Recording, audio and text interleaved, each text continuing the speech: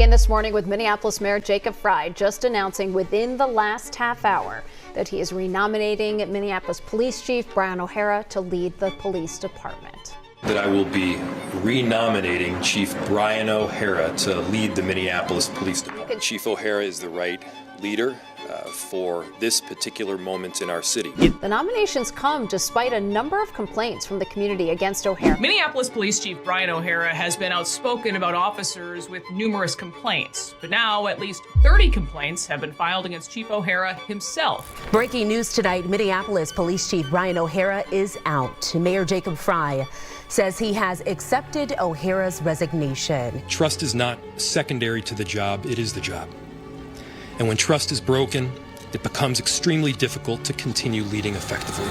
There were actually 2 investigations into Chief Brian O'Hara regarding alleged inappropriate sexual relationships with subordinates. That first investigation ended up being unfounded. Then Mayor Frey pledged his support, and then the second probe revealed that O'Hara, as Frey put it, was interfering with the first investigation. So this happened last week, but I think it's extremely important to talk about Minneapolis Mayor Jacob Frey. He held a press conference recently and he said this, and I need you guys to hear this exactly. We did not know then what we know now. That's it. That's his whole defense for renominating a police chief with 30 complaints on his record while an active investigation was already running. 30 complaints, 3 years, 0 transparency, and his answer to all this nonsense is, we didn't know. We're going to look into that because I think Jacob Frey is not being honest. Let's get into it. I'm sure you guys are familiar with Jacob Frey. He has been in the news a lot over the last couple of weeks, especially what happened with the Trump and ICE versus him and his state. But we realized there's so much fraud and so many people allowing fraud to go on. Many of the Minneapolis leaders are basically just incompetent and most of them are not going to stick around. But we have this situation here and we have to talk about it. I informed the chief that I would be disciplining him up to and including discharge, and he resigned. I have accepted his resignation. This is not about being intolerant of mistakes. Everyone makes mistakes, including me. But what I can't allow is a breach of trust. When you serve as chief of the Minneapolis Police Department, trust is not secondary to the job, it is the job. And when trust is broken, it becomes extremely difficult to continue leading effectively. Wait a second here. Trust is not secondary to the job, it is the job? Well, think about this right now. You just spent, by the city's own records, 3 years watching 30 complaints piled up against this man.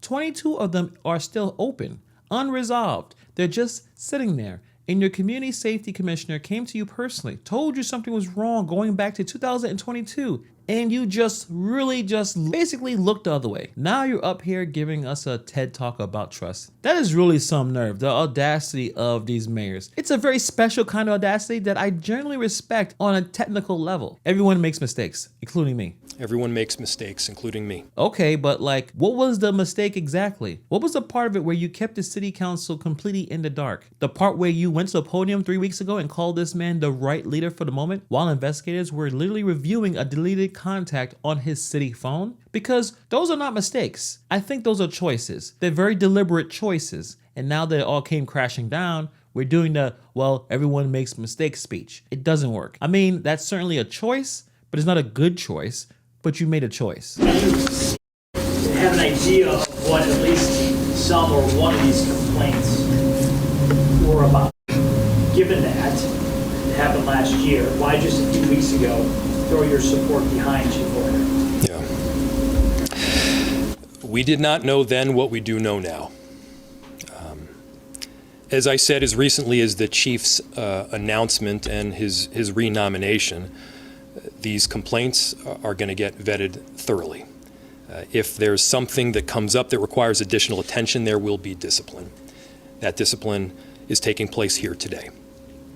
If I had known earlier, I would not have renominated him. Okay, so I need to break down what actually is happening in this answer because it sounds like a real response. It's structured like a real response, but watch what he's doing. The reporter asked the question, why did you back this man knowing complaints existed? And Frey pivots immediately to the phone deletion thing. the thing that came out of the second investigation. So he can say, we didn't know that part yet. But do you see that? He is narrowing the definition of knowing down to one finding, so everything before it becomes deniable. But come on, there were 30 complaints. 30. The budget blew up almost $20 million over. The city's own crime numbers are allegedly being faked or fudged up. A retired cop said that, not me. His community safety commissioner warned him to his face multiple times. Alpha News did a data request to get the complaints and got no response. None. You didn't need the phone deletion to know something was bugged out in the situation. The information was already in the building. What was missing wasn't knowledge, it was accountability. Those are two different things, and I think Jacob is hoping that nobody notices that distinction. We did not know then what we know now. This is a sentence designed to sound responsible while explaining absolutely nothing. And look, it might work on some people, but definitely not the viewers of this channel, because we have a little bit more sense than that. Real quick before we keep going, if you or someone you love is turning 65, already on Medicare, or simply just completely lost and trying to figure out which plan actually makes sense in your life, I need you to call Chapter Medicare. Medicare is an independent Medicare advisor. They don't work for one insurance company. They work for you. They compare every plan available in your area, walk you through your costs, your coverage, your benefits, all of it, before you make any decisions. No pressure, no confusion, just someone actually in your corner who knows their stuff. Call them right now. The number is 570-906-0818. You can call them right now, and you can check the link in the description box below. Now, let's get back to this whole circus. According to city data, there have been a total of 30 complaints against O'Hara over the course of his tenure. The Office of Community Safety closed 8 of those. It found no discipline was necessary, but 22 remain open as of early April. O'Hara said at the time he believed the ICE surge had something to do with many of them, adding he's not notified when a complaint is filed, nor would he have been told the specifics of them. Details about these complaints are kept secret, including from the public, meaning they could be lodged by a fellow officer or by anyone from anywhere in the country. Chief O'Hara is one of the highest paid chiefs in the nation. He's been on the job for more than 3 years, but he has racked up a mounting pile of complaints, 30 that we can see for ourselves. I mean, chiefs across the country, including Chief O'Hara, have always talked about accountability and transparency, and we will investigate a complaint, and you can complain anonymously. And there have been many officers there in Minneapolis that's been put through the ringer, so to speak, on complaints that were either valid or not valid. But the fact that if the complaint is towards him, it's a different tone is very telling. And I have to be honest with you, 30 complaints against anybody in just a short period of time is pretty shocking. So this man had 30 complaints, 8 closed with 0 discipline, with 22 still open. And the details, unfortunately, are secret, not just from the council, but from the public, from the taxpayers of Minneapolis, who were cutting this man a nice check for over $300,000 a year. And we have no idea what those complaints are about. And then O'Hara's explanation for why the complaints exist is, and I want to make sure I get this right, the ICE surge probably caused a lot of them. That's the answer. That's what he went with. The reason I have 30 complaints is probably immigration enforcement activity. I mean, that's pretty creative. I'll give him that. That's some real, my dog ate my homework, but let's make it geopolitical type of energy right there. Really, really impressive deflection. But here's what I need you guys to focus on. Alpha News, not a major outlet, but a local independent outlet we use to reference from time to time. They had to go and file a formal data request just to find out that these complaints existed in the first place. Minnesota mainstream media was not touching this. So when they filed that request to get the actual details of the complaints, no response, radio silence, they don't want to talk. So not only were the complaints kept quiet, the city wouldn't even acknowledge a record request about them, while this man was up for reappointment. The whole thing is ridiculous. Total shenanigans from top to bottom. For the record, Chauvin had 18 complaints during his 19-year career.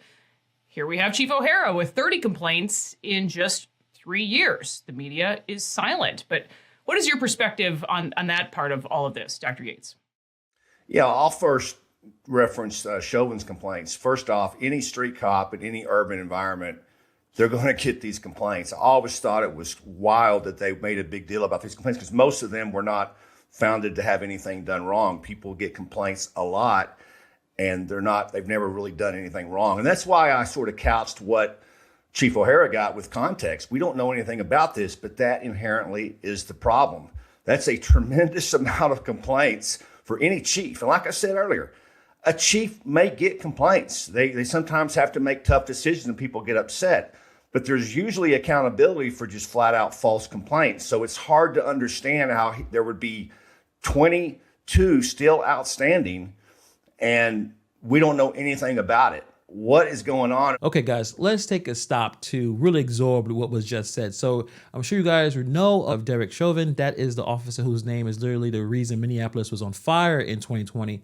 The reason Brian O'Hara got hired in the first place to come in, fix the mess, rebuild trust, and reform the department. That guy had 18 complaints over a 19-year career. O'Hara hit 30 in 3 years, and the local media said nothing. The mainstream Minnesota press that will write 17 articles about a pothole completely silent on 30 complaints against this police chief. That's not an oversight.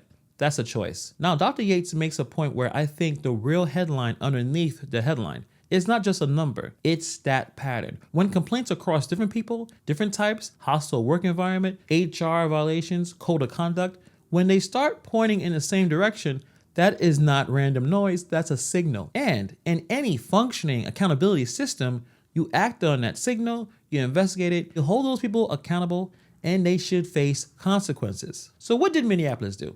They closed 8 of those complaints with no discipline. Left 22 open, no idea what the conclusion to those are. They just filed them away. And the mayor went to the press conference and called this man the right leader for this moment. Chief O'Hara is the right leader for this particular moment in our city. And regarding Chief O'Hara, I want to be very clear here.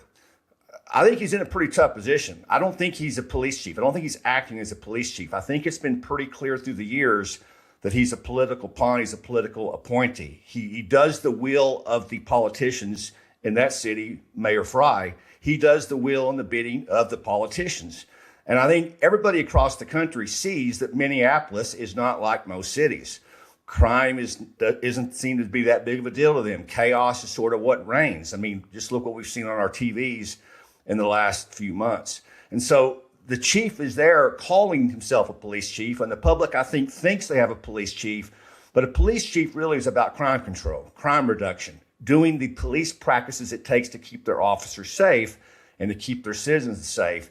And it appears from the outside that they're doing exactly the opposite. This is the part nobody in the local press wanted to say out loud. So it took a retired police major from outside Minnesota just to say it plainly right there on camera. O'Hara wasn't running the police department. He was managing the optics of the police department on the behalf of Jacob Frey's political career. Those two are completely different jobs. And look, the evidence for all this is in the transcript. O'Hara goes to the podium and tells the public to call 911 if they see a mask. O'Hara cannot explain to the city council why the MPD budget blew almost $20 million over the limit. These are not decisions of someone focused on crime reduction. These are decisions of someone focused on making sure the mayor doesn't have a bad news cycle.